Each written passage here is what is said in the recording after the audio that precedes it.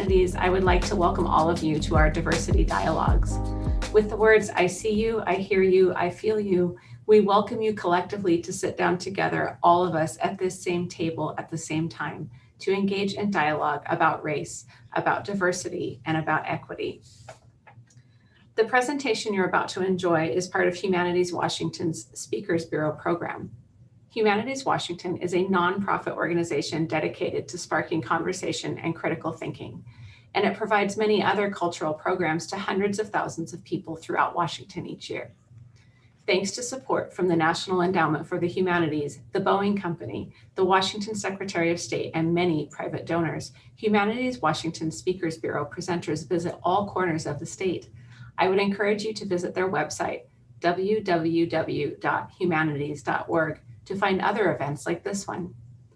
A note on civil discourse. The Speakers Bureau program is designed to generate an open and honest conversation on many topics, some of which may be controversial.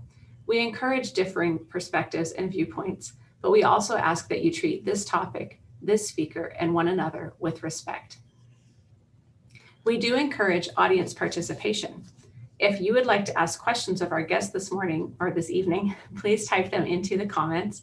Or if you are not logged into a social media account, you can email your questions directly to me at scc.hagencenter@scc.spokane.edu. That's scc.hagencenter@scc.spokane.edu. Our moderators will forward those questions to me, and I will make sure we get to ask our guest as many of those questions as we can tonight. It's my pleasure this evening to introduce Carlos Gil. He is an emeritus professor of history at the University of Washington, where he has taught the history of Latin America for over 30 years. He has previously toured the state offering a public lecture entitled The Hispanization of the United States.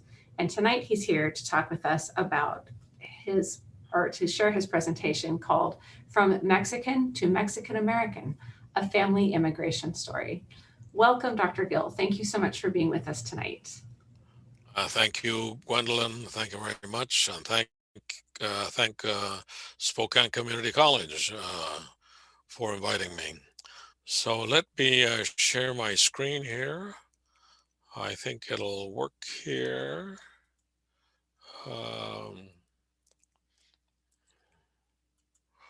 Hold on. Let's share that. Here it goes. Here we go. I'm going to do that once more. Here we go. All right. Okay, so that's so I'm Carlos Gil, and as you've heard, I've been at the University of Washington for a long time, more than 30 years. And my plan tonight is to share some thoughts with you about Mexican immigration and some related cultural ideas that go with Mexican immigration. And in fact, cultural notions or concepts always go with immigration because they have to do with assimilation. And assimilation means cultural change, okay? And so we're going to be talking about that today. My ideas for this talk come from my latest book. You can see it here.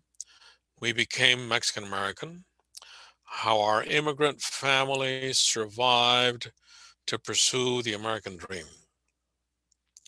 And so this is a book that I published in 2014. It's the last one that I've done. And it has a photograph, a black and white photograph there of my family when I was, I think it was about 20 or so, 19 or 20. I'm right here on the edge, and you'll see the rest of my family a little bit later on. I want to point out the orange trees in the back, because we lived in an area in Southern California that was filled with orange groves, citrus groves, lemon, oranges, grapefruit. And my dad harvested, picked lemons and oranges as his job. We lived off of his wages. Okay. And so all that is in my book. I'm not going to go into that today. So my book is about us, my families, leaving Mexico, emigrating from Mexico, arriving in Southern California in the 1920s, teens and 20s, are settling there, and our family taking root. Us kids coming to this world and kicking around and becoming who we became. And then part of that is the cultural change, the going from Mexican to American, from Mexican to Mexican American. And so we're in Seattle. I'm in Seattle. I moved to Seattle when I was 37 years old. That's a long time ago. How the book came to be, I was at UCLA doing my doctoral work, where I got my PhD in the 1970s. And one of the classes that I took was an oral history class. And I really enjoyed it. I liked the idea. So I went around interviewing my old folks, my mom, my uncles. My dad had already died, my brothers and sisters, especially the older ones. And I gathered those tapes and I put them away for 30 years because my job at the University of Washington was to teach and do research and publish on Latin America, not Mexican American topics. So my book was really a Mexican American topic. So I put it away for 30 years and then finally came back to it and wrote it and published it in 2014 after I retired from the university. So I want to share two broad ideas from my book, but first I want you to meet my family, okay? And so here's my family. And so my dad is over here on the left. That's Bernabe. His name is Bernabe, if you want. And over here on the right are my Uncle Pascual, my tío Miguel, rather, Miguel, Michael. My mom right there, Guadalupe. My grandma, Carlota. And my Uncle Pascual. TIO is Spanish for uncle, so I usually use Tío Miguel, Tío Pascual. He was part of growing up. By the way, my grandma was born in Mexico, 100% Indian. I know that because I checked the registrars and she was noted down as being 100% Indian. But look, people dress up on Sundays when they go to church, when they go to special occasions. So there's my hard scrabble, hard working family, but nicely dressed for us, a historic photograph. And here's another photograph. We're not so dressed up here. This is 1949. And so here's my dad again in the white shirt. He's already older, worn down. And my mom, she's resilient in many ways. And my eldest sister, the baby in my dad's arms, this is Mary here. Maria de Jesus right here. And next in line is Manuel. Miguel or Mike right here. He's the tallest. Then me. Then this is me right here, guys. Look at me. And then Marty, Martha. And then Enrique over here. And then Sally right here. Soledad. And Emilia, right here. Me and Sally and Emily are the only ones left. The rest have already checked out, gone to meet their maker. So back to my two broad ideas. I look at Mexican immigration from our family experience. And then the idea of assimilation, becoming an American, a hyphenated Mexican American, and then some thoughts about generational differences. So here we are again. So my tío Pascual, my dad here, Bernabé, my uncle, my mom, my Carlota. These are the years that they crossed the border, okay? And this is significant because this marks the first major wave of Mexican immigration to the United States. And that first major wave is connected to the fact that these folks here that you see were peasants. They were peasants like what you find in Italy, like you find in Germany or Russia or Poland back at about this time too. And so here's my uncle Pascual, my tío Pascual, 23. He's already in the US and California. And I put him here because he became in many ways a pioneer. He crossed the border when he was 15, 16. Here he's at 23. And one of the reasons that he crossed the border is that he didn't want to become another peasant. He just didn't want them. And there were a lot of peasants who didn't want to become peasants, okay? And so, and look at him. He's a sort of a handsome guy, self-assured. I love those boots, his hat. I love that hat. And so here he is over here, Pascual Naranjo, already older. And so just to make sure we know where we're at here, this is a map of Mexico, and Mascota, Jalisco is where my mom was from. Here's the state of Jalisco, capital city Guadalajara, and my dad was from Chavinda, Michoacan, right here, capital city Morelia, Michoacan, a beautiful state, absolutely beautiful. And I have another map which shows the geography, these chain of mountains, the Rocky Mountains that break up just north of the border, and they come down on both sides and they meet together right below Mexico City, right below Cuernavaca. And this is the old Indian Aztec headquarters, the core, what I call the core of Mexico.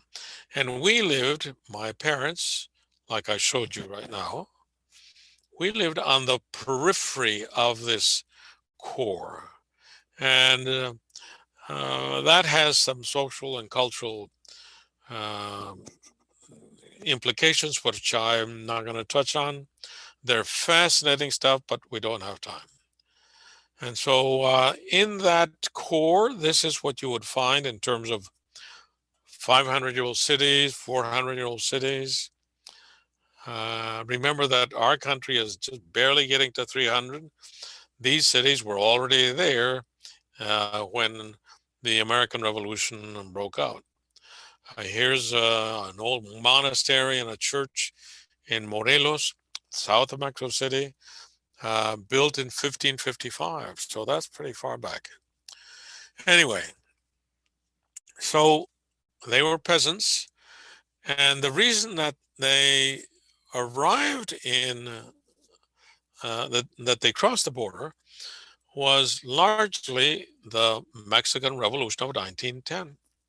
And world history, if you study world history, you'll know that there is a handful of major upheavals in the 20th century. upheavals where everything is turned upside down. And so that the country in many ways goes in a different direction.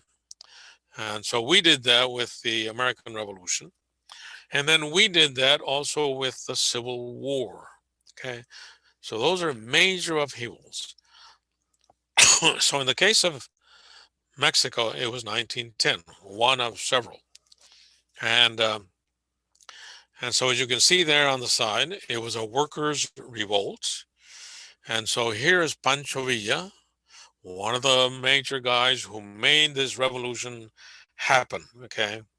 And there's his kitchen cabinet, friendly guys, right? All the friendly guys. And so because it was a workers' revolt, the workers who had become soldiers attacking a bad government, they would travel from battle to battle, but there were no kitchens to feed them. So their families had to run after them. And so here's families going from one battle to another in that 10-year period. And these are moms, sisters, girlfriends, wives. And look, they're carrying food for the next meal before the battle begins. See the baskets. Look at these baskets. See these baskets right here? Baskets all over the place here.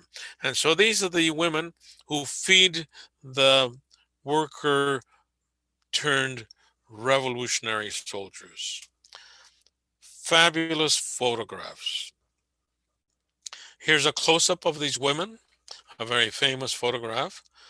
Soldaderas. This woman here is very famous when you study Mexico or Mexican American topics. And they're carrying baskets, okay?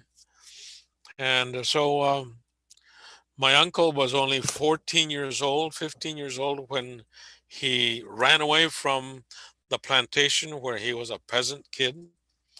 And the government needed bodies who could shoot at rebels. So my uncle was given a rifle, and he could very easily have become one of these guys, one of these kids on this boxcar on this train. So that's what he did. And he was sent to pursue Pancho Villa, literally.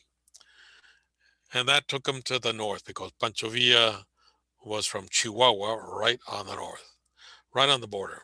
And so that took my uncle to the border. When he realized that he was at the border, he threw away his guns. He left his horse behind, saddles, everything. He describes that in my book very well. And he crossed the border. He said, I don't want any more of that stuff.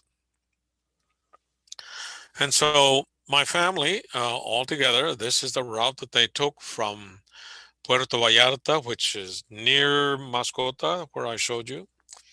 And so they took a boat from Vallarta to Mazatlan, and then they took the train all the way to Nogales. And then they crossed the border in Nogales, and then that train, and I'll tell you in a minute about that train, took them all the way up to Fresno.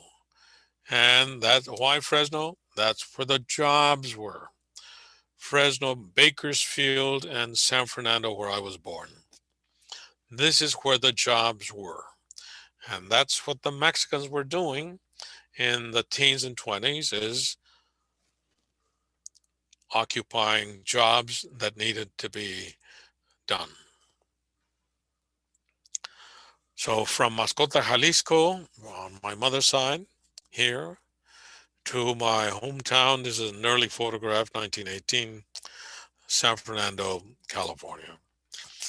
If you don't know where San Fernando is, it's where the freeways meet. See all these freeways in LA, all these freeways, they funnel north. If you're going north, you have to go past my hometown of San Fernando, California.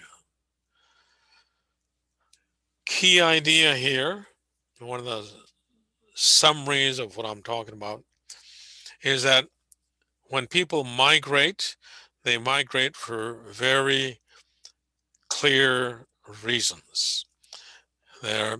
People migrate because they're pushed out for a number of reasons, and they're pulled in for a number of reasons. And so these factors of migration include political instability as a pushing factor, persecution as a pushing factor, economic instability, the loss of jobs, economic depressions, and personal reasons too. That's also an important factor. And people are pulled in because of jobs, economic opportunities, political refuge, personal connections, and family. Okay. In the case of Mexico, there's an added factor that I'm going to talk to you about a little bit later, called economic integration. And so here is an early jab, if you want, at the idea of economic integration. And this is in the form of job agents at the border. And here is a fabulous photograph of a job agent at the border signing up, obviously Mexican workers here. This is the 1950s. Look at the dress, look at the shoes. These are workers coming up to the border, and they're being signed up by a representative of an employer someplace, a company, a farm, an enterprise needing workers.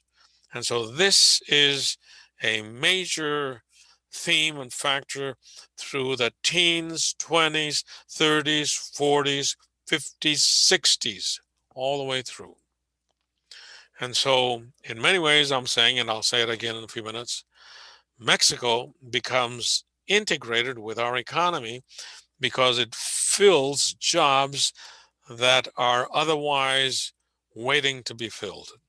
And so this is a fabulous photograph of this phenomenon of job agents. If we summarize all of what I've said into numbers, you get a graph of this kind. This is based on census data for 1910, 2030, but divided up geographically: California, Arizona, New Mexico, and Texas. And if you look closely at the numbers, all of them, you'll notice that California has far more than Arizona, far more numbers than New Mexico, but not as many as Texas.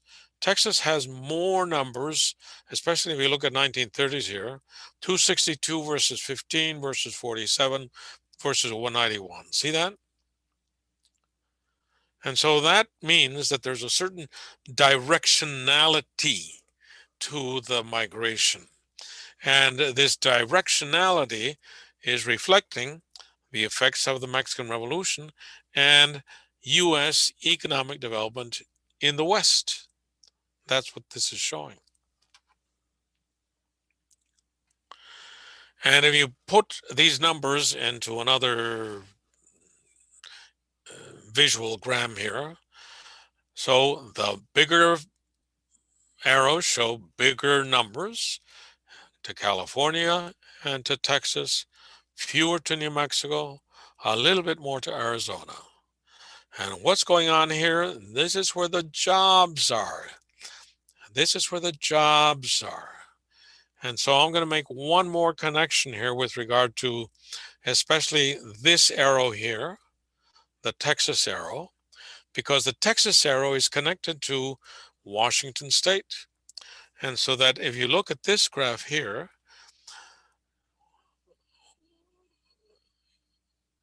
Latino communities in Eastern Washington are in many ways descendants or connected to the people who migrated from Mexico into Texas in the teens and 20s, and they finally percolated all the way up into Eastern Washington because they were following the sugar beets as a major occupational crop. El betabel in Spanish. Breaking job of pulling the darn sugar beets out of the ground. But this is how Eastern Washington is populated with Latinos, okay? UNI Sugar is testimony of this because UNI refers to Utah and Idaho Sugar, a company that sold sugar everywhere in the Western United States. And your parents and grandparents, like my parents and grandparents, that's the kind of sugar that they bought. UNI. A new museum in Seattle called the CMAR Museum of Chicano and Latino Culture created an exhibit that was very much like what I had put together for my talk. And so when I went in, I said, hey, there's my talk already. So they put together a nice map here showing you basically what I just showed you in arrows. And so in addition to that, look at these license plates. They show their testimony to the travel that these folks did from Texas to Idaho to Wyoming and finally to Eastern Washington. And the museum also includes photographs of living arrangements, lodging arrangements that looked very much like this. It was a great exhibit. I'm so glad I was able to see it and take photographs. I took photographs so I could show you guys. And so I'm saying here in many ways that my folks were part of these early population waves of immigration to Mexico, to the US for laboring reasons of jobs that had to be filled. And so last year, this is my blog here. So last year I put this page up to remind my nephews and my friends of my nephews that we've been around. My family has been around for 100 years at least, okay? And we're not the only ones, okay?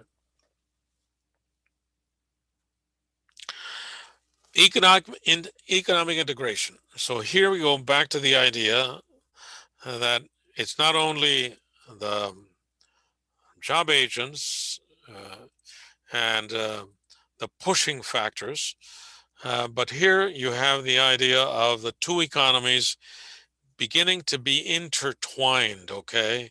And so the big argument that I'm making here is the Bracero program, 1942 to 64. In the Bracero program, basically allowed Mexican workers over here on the left to harvest or to lay down railroads so that Americans who had been doing that job could go to war factories and go to fight the war, the guys fighting the war, and the women and other men creating the machinery and the guns and the tanks and the airplanes that could help win the war, okay? Rosie the Riveter here, okay? And so that's what the Bracero program means. And it's bringing in the harvest while Americans aided the war effort. So I say this because the Bracero program becomes a major mechanism that allows the two countries to work together and share with each other. Work, money, investment, progress. This is another fabulous photograph that I take from the museum. I got it at the museum. This is Bracero labor camp near Wenatchee. Look at it. It looks very, very much like Wenatchee, doesn't it? Very much. This is 1940s, fabulous photograph. It simply confirms what I'm saying, right?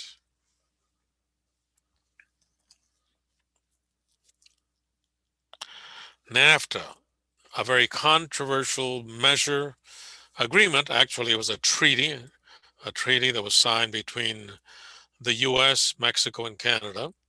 And it was a treaty to basically reduce reduce the borders and allow free trade to go back and forth. And so here you have the three presidents, and this is the Canadian Prime Minister, this is the American President Bush, and this is Gortari, the Mexican president. And these are the commerce secretaries. And they signed this very controversial agreement to enhance and let the barriers down to a greater amount of trade between the three countries, but especially between Mexico and the US. So I cite it here because it is the capping stone to economic integration between the US and Mexico. And so what happens as a result of NAFTA? US exports to Mexico today, Mexico is our third largest trading partner. And these are the things that we sell to Mexico right here. Very valuable things, cost a lot of money, labor-wise and otherwise. But look, this is what Mexico sells to us today. Same thing, stuff that is worth a lot of money and creates jobs, and it creates interlacing, interconnecting between the two economies. So, end all of the whole thing is that the US economy has worked like a magnet in Mexico, especially for certain populations that didn't have a foothold in their own economy. And so this is the bottom layers of Mexican society. And so they're picked up like bits of steel or iron, and they're swooped across the border and attach themselves to the economic magnet that we hold over the border. This, in many ways, underscores, summarizes so much of what I've said. And you ought to keep it in mind because it continues to work this way. And so if you talk to somebody about immigration, hey, this is what we're talking about. It's been going on for 100 years. 100 years. So I'm saying that economics drives migration, especially in the Mexican case.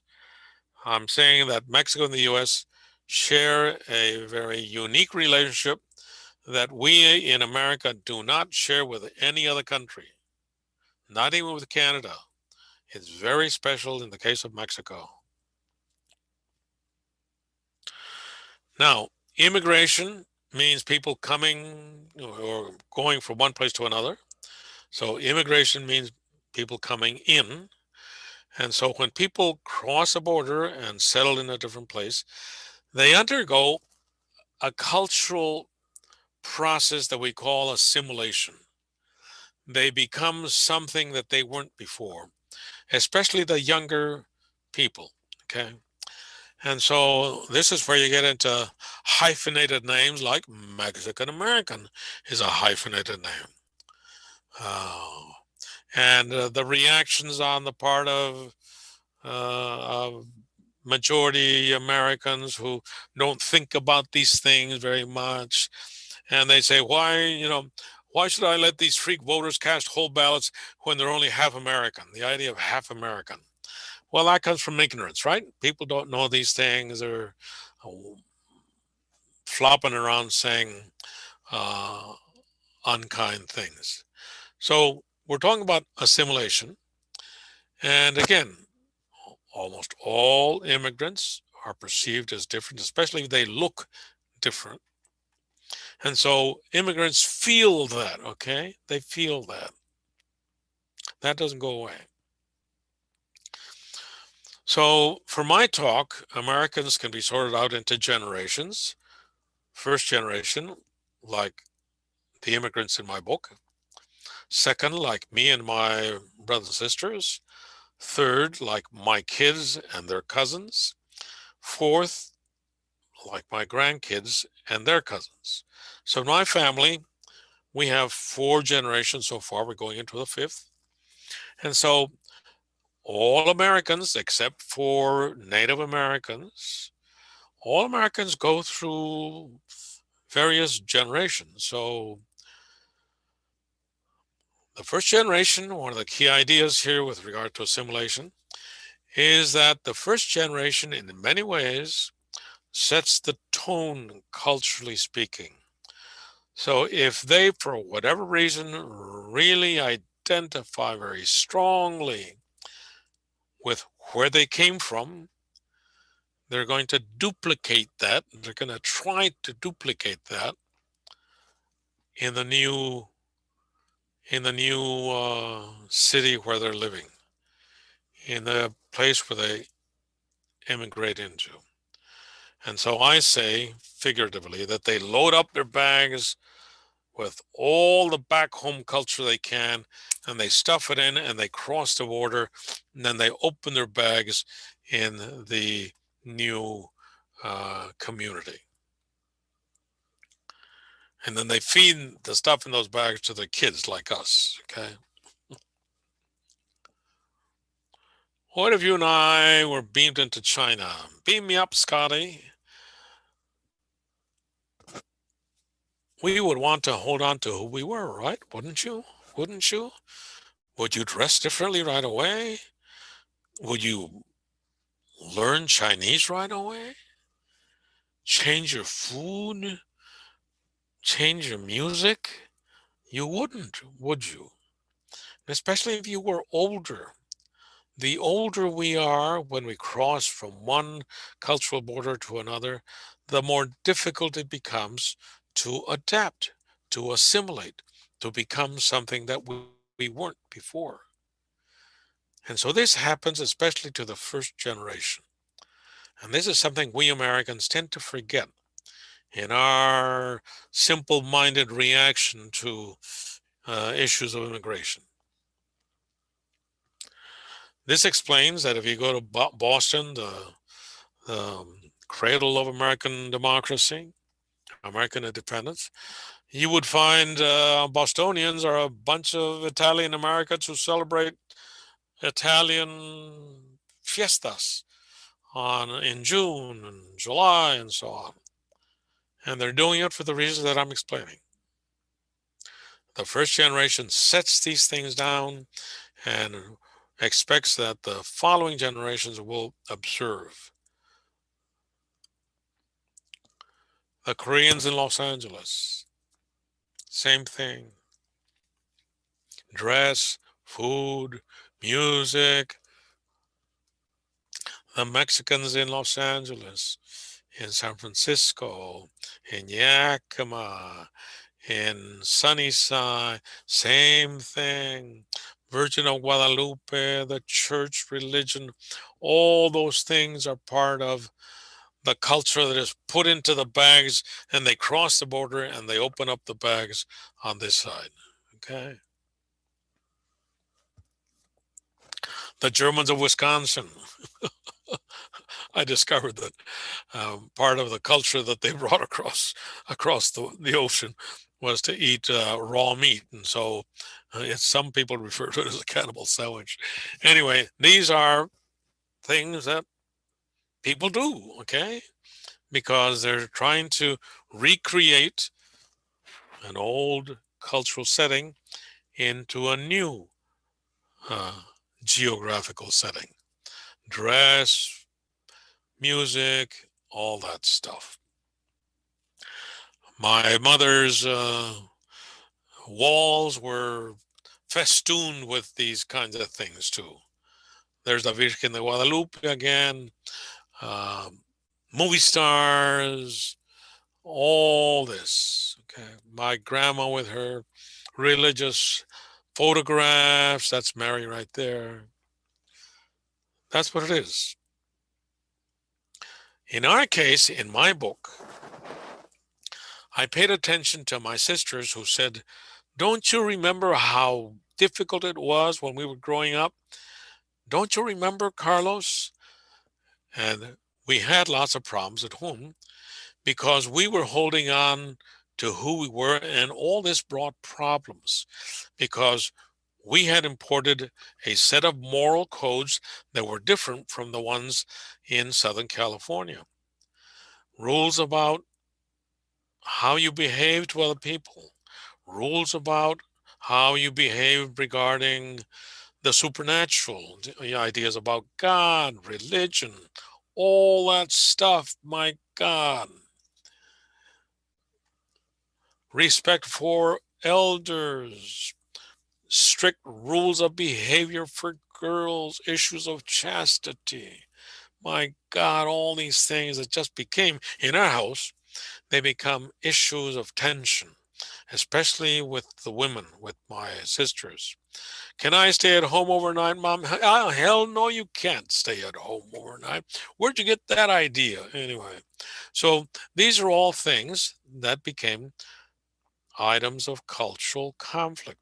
So I think my book is about the only one that I know of where I discuss these kinds of things that are very much part of our family experience, but I know that they're part of many other families' experiences as well.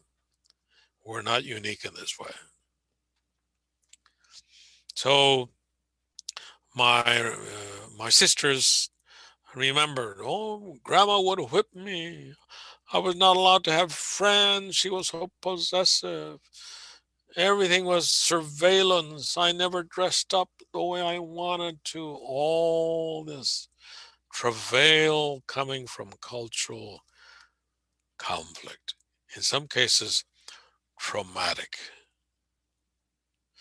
We were torn between tacos and hamburgers. But I loved pies. My mother didn't bake pies because she had just been a peasant. Peasants don't make berry pies. Not Latin American peasants don't. And so we had our heroes, musical, cultural heroes, and here they are. Nobody remembers Hopalong Cassidy, but he was one of my heroes.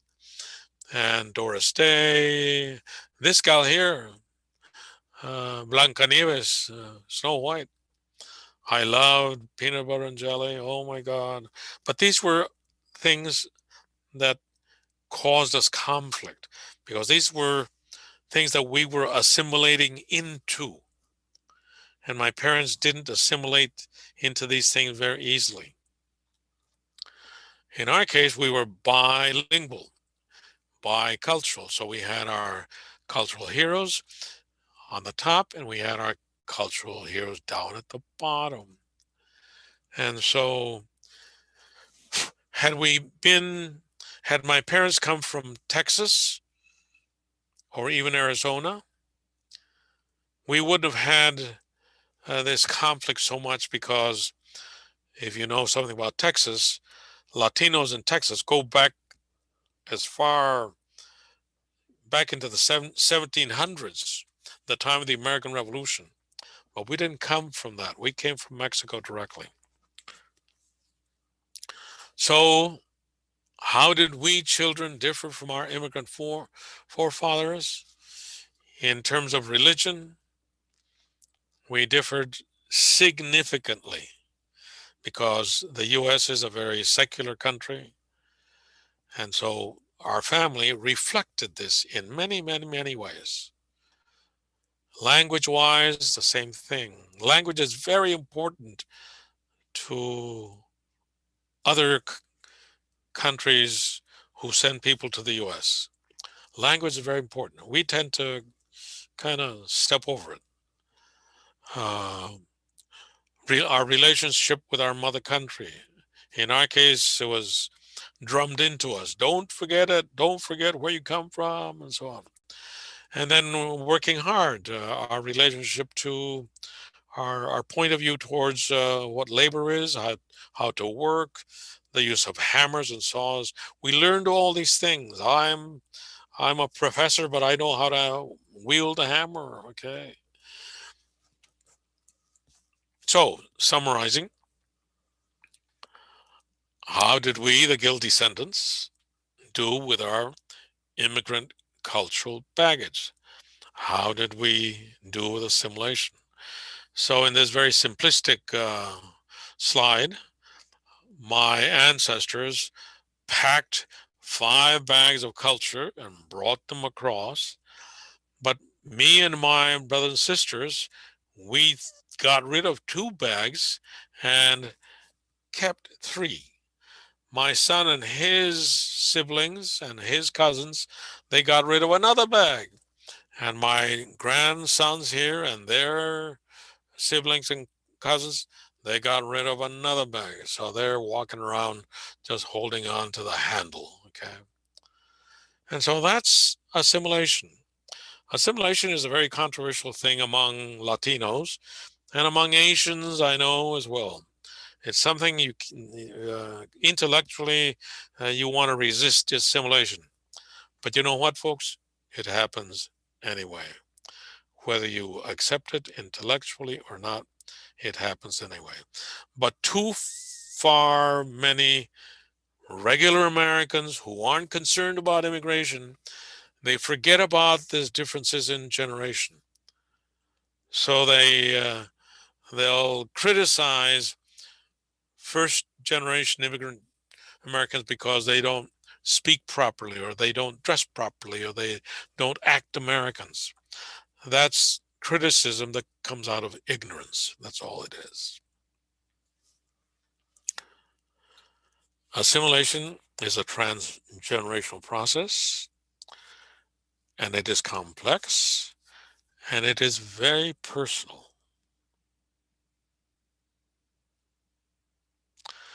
All of us Americans, except for Native Americans, belong to some generation, someplace. Most of us don't even know what generation we belong to. But the idea of cultural baggage applies to almost all of us, but except for most of us, it's something way beyond our thoughts. The more recent ones are very much aware of this cultural baggage idea and how much of the culture you should unpack in the new community. What is the most meaningful idea for you today? I hope you let me know. And so we're open for questions.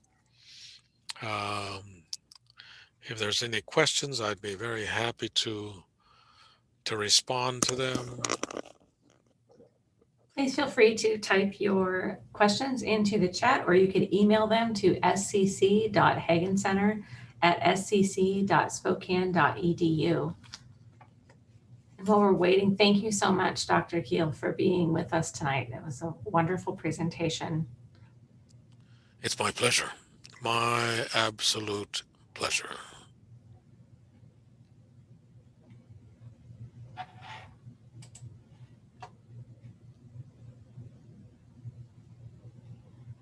We'll give our audience a minute. Jonathan's checking to see if there are questions in our YouTube audience.